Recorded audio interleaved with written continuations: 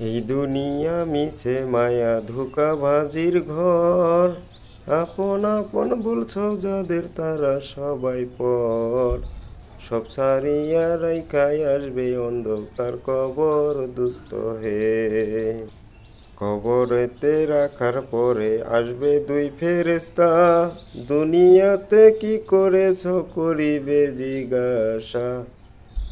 সঠিক উত্তর দিতে পারলে শান্তি সুখের বাসা দুস্তরে।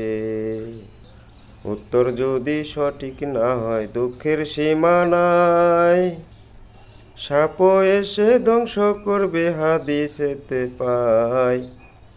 সেই জায়গায় সাহায্য করার কোনো মানুষ নাই দুস্থ হে।